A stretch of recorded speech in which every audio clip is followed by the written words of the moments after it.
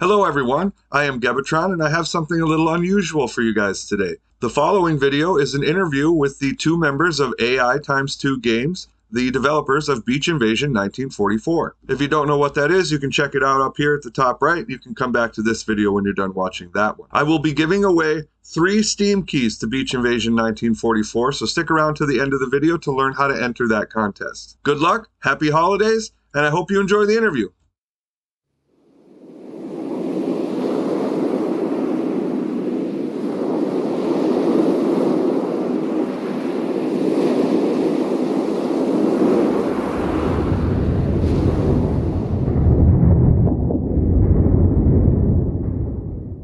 Hello, everyone. I am Gebatron, and it is my pleasure today to be joined by the two founding members of AIx2, the developers of a game I enjoy called Beach Invasion 1944.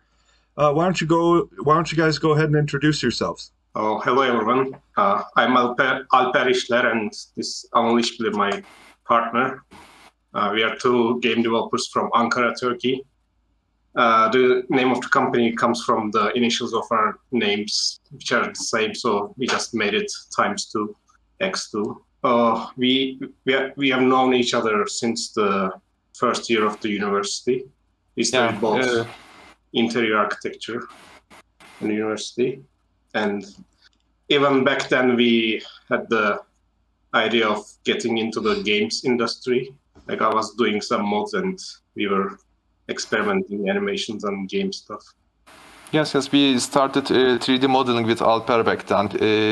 Actually, because we were studying interior design, we were actually kind of into 3D modeling, but it wasn't as detailed as what we are doing right now, of course. Just some architectural visualizations and similar stuff. It was part of our curriculum, but... All right, well, thanks for joining me. Thanks for agreeing to do the interview. That's really cool. Where are you guys located? In Turkey, Ankara, right now. Okay, what time is it there? It's around 8 p.m. 8 p.m. Okay, I'm located in the United States, the Midwest specifically, and it's about 10:57 a.m. here. So, pretty big difference there for us. So thanks for spending your evening with me. No problem. Thanks for spending your morning with us. So you already talked a little bit about how you guys know each other. What are some past projects that you guys have worked on, and have you worked on them together, or how'd that all work out? We were actually working with military animations back then. So, you know, we were doing simulation models, military simulations. We also did a medical animation for our first animation project. All very small projects, not like a big game project. Yeah, like the game industry back then was very small in Turkey, so we had to get started somewhere else, like in the defense It's still industry. a bit small. So like, we could improve our skills while working there. So we started in the defense industry, same company, for a couple of years. Then I quit my job to pursue my career in the games industry, which didn't succeed much. I created my portfolio, was applying to companies. Then, funny story, the models in this game were made for another game that was like commissioned to me, and it was a remote freelance job. I don't know if you heard this game, Our Ghosts of War. Have you? Yeah, once you guys sent like your email out or whatever, and I looked into some of your guys' history through the links that were in there, whatever, I did see that game, and that game looked really, really interesting. Yeah, like, unfortunately, it never finished. Like, the game never completed, so I was left with the models, not paid the full price for the models I did. So I didn't know what to do with the models. And then I started selling them, some of them. And then last year, Anil was experimenting with some game mechanics in Unreal Engine. Yeah, I was already familiar with Unreal Engine, but we mostly did real-time animations and real small interactive stuff, not like a game. But I started experimenting with AI. I started learning animations, characters in Unreal. So good thing about it is it's actually very easy to learn for a non-technical person, for a more, it's very artist friendly. So I managed to learn pretty much about anything in a year or so. Nice. So we thought we could use the same knowledge and the assets already there and start building our first very small game. Yeah, that's how the game started actually. All right, and some of the other stuff you guys have done in the past, like you guys worked on the Mafia game or the redo, or how did that all come about?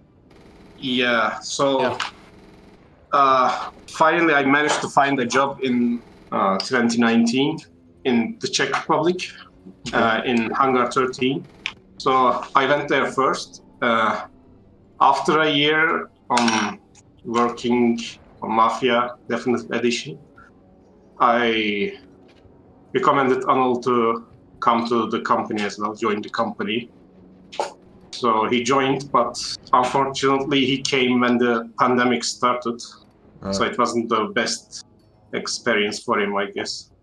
Yeah, it was still good, because it was my first job in the game industry, my first professional job. So I managed to work like 4 or 5 days in the studio. Then we had to work from home. So I started working from again. But still, it was good experience. I had to see it from the inside. So. Would you guys say that your past experiences have mostly been positive in the games industry, or has it been pretty hard and full of a lot of, less than ideal situations? It has its ups and downs. Like it was okay. When I found the job, I was feeling lucky to have landed a job there, and I was happy to see a game from start to end almost. Because when I joined, the pre-production recently ended and the production started. Then I stayed till we both stayed till the post-production and release. And then we get to experience the release from their side, so it was good.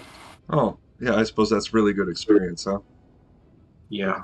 Then there came the negative experience, which is a cancelled game from Hangar 13. Oh, really? Can you talk about that at all, or not?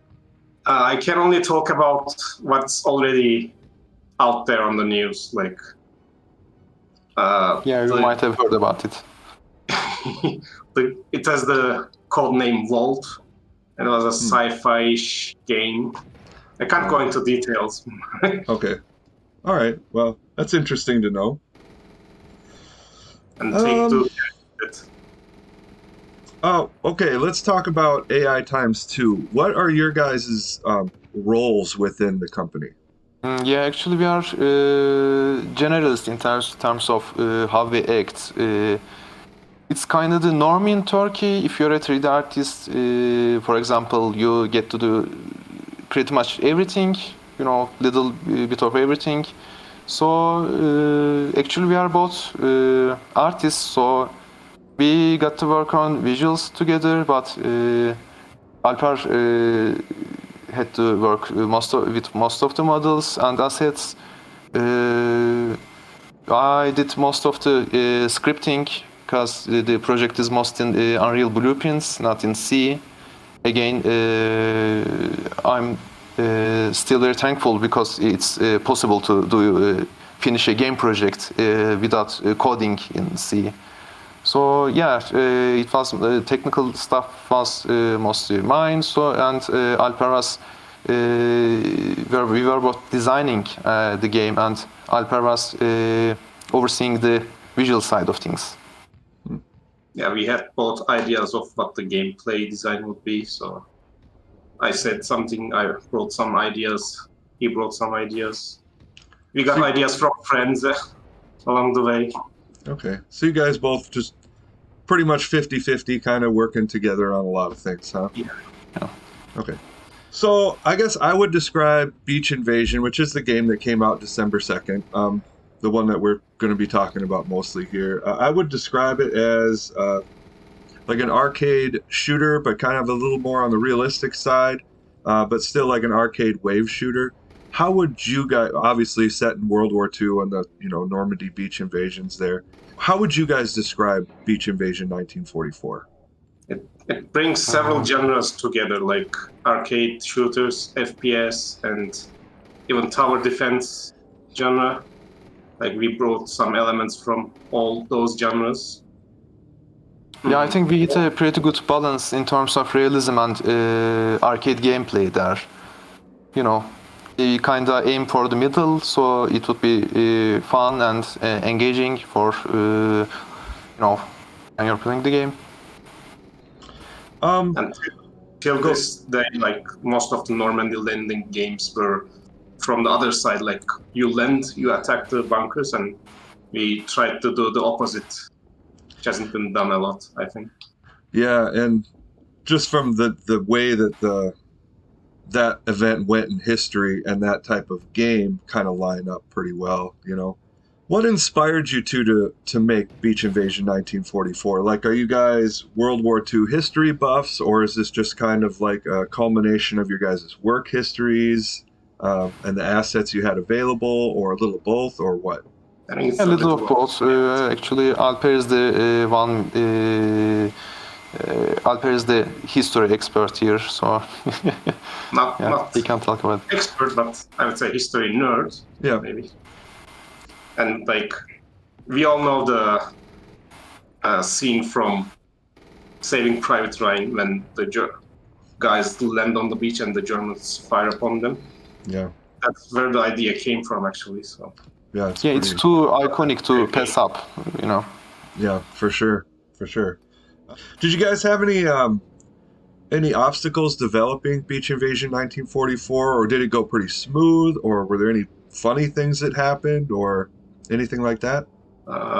When we started the project, we were both in the Czech Republic, but then Alo decided to go back to Turkey, so we weren't together for about a year, so we didn't continue the project. We gave a pause. And this year, we have a 6 months or 8 months gap in the middle of the project. I think it's so it took way longer than we expected. Oh, okay. Yeah. And some health issues on the way. Oh, really? That's not very serious, but Nothing serious. No. Okay. Well, that's good to hear. Well, you guys sent me an email a little bit before the game was available. You gave me a Steam key and let me take a look at it so I could cover it or whatever and give my thoughts on it or whatever. And I really appreciate that. Thank you guys for reaching out to me. And I know you reached out to others too. Was that kind of like your guys' marketing strategy, is to just like go out and find some of these content creators that cover games that are similar to this and see where it goes? Or did you guys do some other things that I'm not aware of, or how did marketing go? Should I answer? Because I did most of the marketing stuff. Yeah. I tried to reach out to as many YouTubers or streamers as possible, but like not just any streamers or YouTubers. I searched for Second World War games on YouTube and found the most watched channels. Then I sent mostly to those channels at first. Also, like big or small, I sent to a lot of streamers and YouTubers. Yeah. I created several posts on Reddit, and even a post on 9gag. What else? I did a lot of things. Also from YouTube, of course. We also had the YouTube channel, so people were finding our game by themselves. So that was good. Yeah. Like we realized that we should have started the marketing a lot earlier, but like the game wasn't ready to be marketed yet. Yeah. We rushed a bit. I know when you guys had contacted me, I had never heard of it before. And I mean, I don't like search the deep, dark, corners of the internet for new games, but I do I do search for new games like that frequently, and I never heard of it before. So that's kind of why I was curious as to how you guys approach marketing. Moving on from marketing, let's talk about hype. I know that Mono Especial, he had a video. I think last time I looked, that's almost at like 800,000 views on YouTube. I had a video that had on TikTok that had 1.4 million as of this morning views. Were you guys really happy to see that kind of reception, or would you have liked to have seen more, or was that kind of what you expected? Tell me how that went. Do you think? Well, of course, we are very happy about it. Also, yeah, maybe a bit nervous too, because it's a bit much than we expected actually. Okay. Not a whole lot more, but yeah. Yeah. We have never done this before, so we didn't know what to expect, but our expectations were a lot lower, actually. Like, we didn't expect this much attention to our game. Yeah. Yeah, we knew. Yeah, We knew actually people were wanting more of smaller games, you know. Yeah. They were people were fed up with even us, you know. People are fed up with AAA games, you know, games that don't work on release. So I was expecting interest about this, but yeah, not this much. Yeah. I know when I was making that TikTok video, which of course it's a short video, it didn't take a whole lot of effort on my part, but I was like, well, we got an MG42 here, you know, and it's working very efficiently, you know, like it's probably going to get, you know, my TikTok was very small at the time, still is really small comparatively, but I was thinking like, well, maybe I'll get 20,000 views on this, you know, like just because it's an MG42 working, you know, but yeah, 1.4 million, that blew my mind a little bit. So I, you know, it exceeded my expectations. So I just was interested in what your guys' expectations were. I think it also exceeded Mono Special's expectations as well, like, because it's his most watched video on his YouTube now. Yeah, that's good. That's good. Good for you guys. Congratulations on that. Yeah. So let's move on and talk a little bit about launch. Did that go well, do you guys think? Did the hype translate into good sales for you guys? Did that exceed? Are you a little below where you want to be? Are you right on target? How's that all going? Well, I think it's pretty good, yeah. We became the third most popular on the upcoming and popular list of Steam. So that helped us a lot, because we reached a certain point of wish list, which got us onto that list on the last day. So after that, we launched on the same day as Callisto Protocol, actually. So that game failed a bit on the launch, so that helped us too. Yeah. I did see some of the reviews on that game. It was lacking, and which is, I mean, good for us, I guess, right? Let's move on and talk a little bit about some criticism. Well, first of all, let me just say that, like, I know when I covered it, the game was in really good shape. Like in my first impressions video, the game was in really good shape. So, you know, it's pretty refreshing to have a game released that like works as intended. You know, I know some of the other games I cover, sometimes there's an update or whatever, and it's less than ideal. And you guys launched your game, and it worked really well right out of the gate. And then shortly after, what was it, a couple weeks, you guys dropped an update? Yeah, it wasn't like much. 5 days after the launch. Was it 5 days? Yeah. It's been only 2 weeks and 2 days since the launch, actually. Okay, yeah. So, I mean, you guys were right on top of it with that kind of stuff too. But let's talk a little bit about criticism. So okay, with video games just getting better, you know, as looking better and all that kind of stuff, you know, people get kind of worked up about historical accuracy, especially with World War II games, because there are so many World War II history nerds like you and me, you know, right? And you know, like way back in the day when like Wolfenstein 3D was the thing, people weren't like, oh my God, the uniforms don't look good, or the helmet's the wrong shade of gray or whatever. You didn't hear that back then, but now because everything looks so good and we can get like these models that are almost identical to what the actual equipment was and stuff, you get a lot of stuff, a lot of criticism with historical accuracy to all World War II type games. And one of the criticisms I saw recently was on your guys' Discord, your feedback channel, actually, someone said, like the Panzer term has the wrong gun sights and stuff like that. How do you guys respond to that type of criticism, the historical accuracy type stuff? Like when we did the research, that kind of scope we found, but like the guy said, we will find the source for it, but he never showed that this other scope belongs to the other kind of tanks, and since the Panzer term is like a prototype model, it could have any kind of scope. Maybe they just recycled it from an Allied tank or something. It's all possible. Yeah, that's still possible.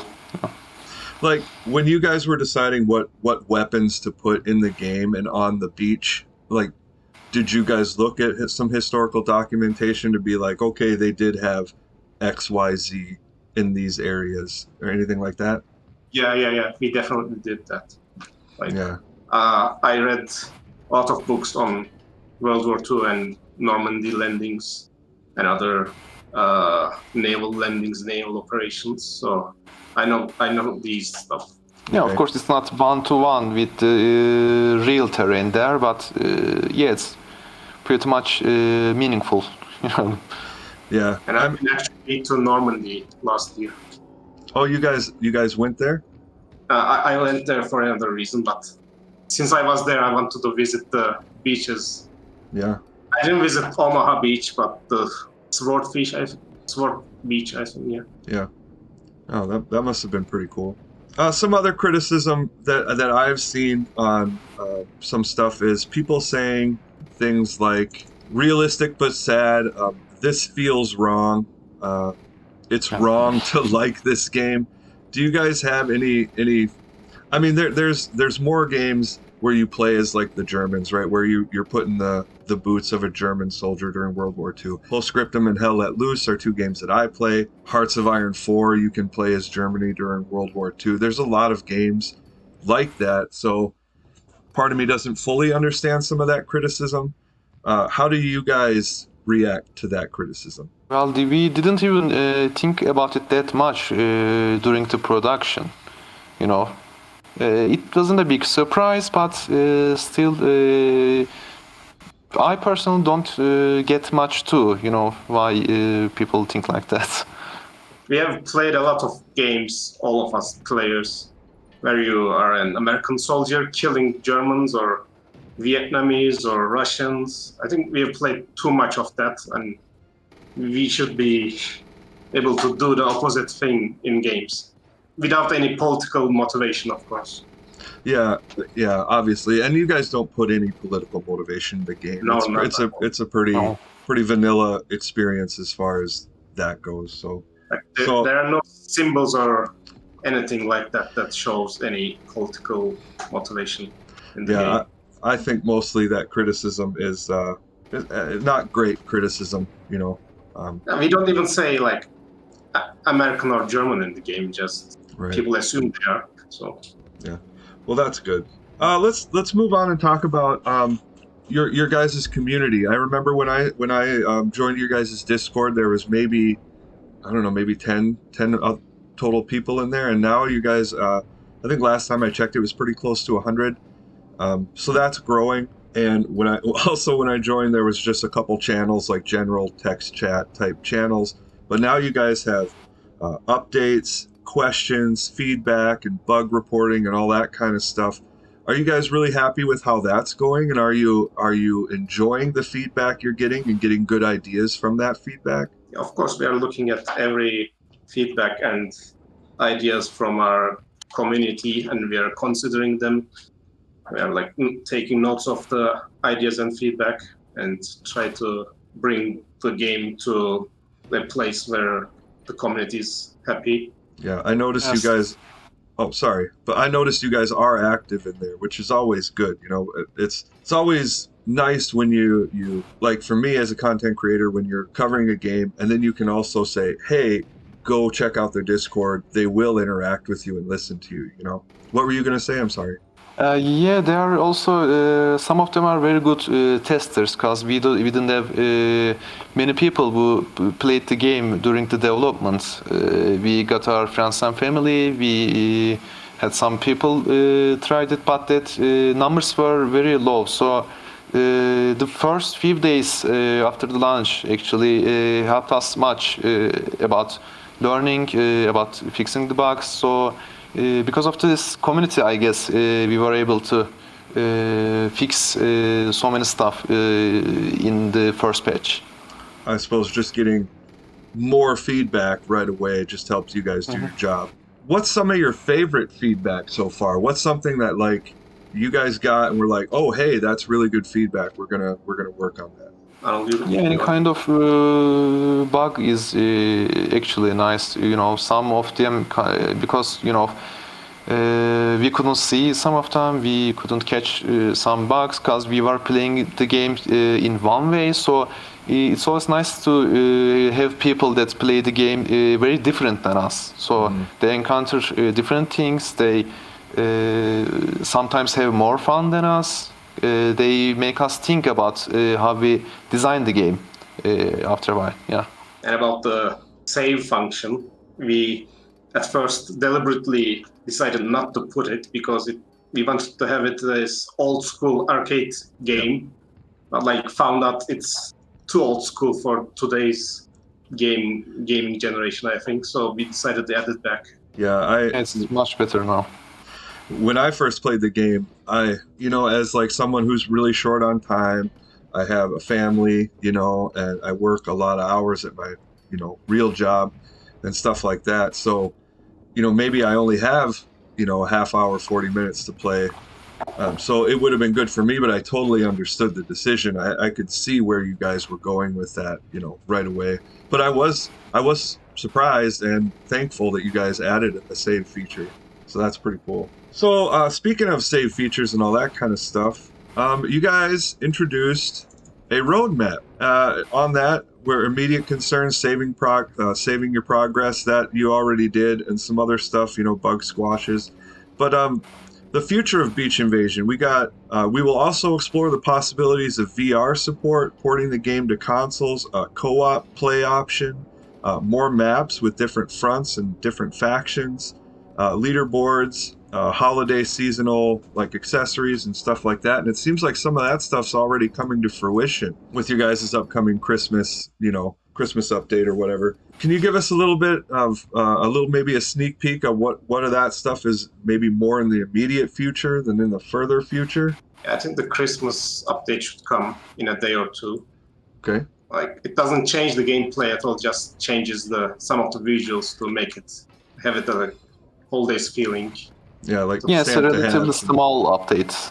What about like VR support and other fronts and stuff? Have you guys started on any of that kind of stuff, or you not want to say right now? Well, we are thinking about the possibilities of VR and console ports. We have some ideas about it, but it's too early to tell something yet. Okay.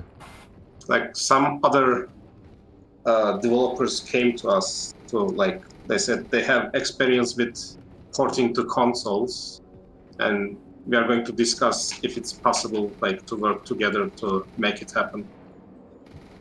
That's cool. That I know that would increase the life of the game, and I think there's interest. It's crazy how just putting that scenario in different places with just a different environment just will make people want to play it again. It's just, I think that's really cool. Okay, let's just leave Beach Invasion 1944 just leave it off to the side for a second. Let's talk about AI2. Let's talk about you guys. Obviously, you're going to work on some stuff with Beach Invasion. We just talked about that. But is there going to be anything else in the future? Have you guys talked about anything post Beach Invasion 1944? Well, we do actually every time, but we don't have any strict ideas yet. Actually, we are thinking about moving this game a bit further, maybe new settings, maybe a new standalone game. We are talking about those. We might also increase the scope of our new games at a later date. Yeah. Like we are brainstorming and like we have some ideas floating around, and like we don't know which one to pursue at first. Like after this game, like we don't want to abandon this game to move on to a new project immediately. Like Right. So you're still working on Beach Invasion and making that as great as it could be, right? For a while. Okay. Any ideas if you'll ever be AI times 3 or AI times 4? Are you going to expand the team? Like if we expand, it's not going to be another AI. Well, we are not sure about that yet, because sometimes smaller teams are more agile, and it works for us right now, and it might not be very beneficial to have a bigger team. Okay. At least at this stage. Yes. Yeah. All right. Well, why don't you guys go ahead and provide some details about Beach Invasion 1944? What's it available on right now? Where people can purchase it if they're looking? Right now, Beach Invasion is available on Steam for PC. We also applied to Epic Games Store, but we are waiting for their answer. Okay. And I heard people are able to play our game on Steam Deck too. Like it's possible to play the game. And if we even saw someone playing on Switch, but it wasn't ported to Switch, so they were just using it as a screen, but while playing from the PC. Oh, that's cool. That was a surprise. We were surprised, like, who ported this? Oh, that's interesting. Is there anything, that's all I really have for questions. Is there anything else you guys want to talk about specifically? That's about it.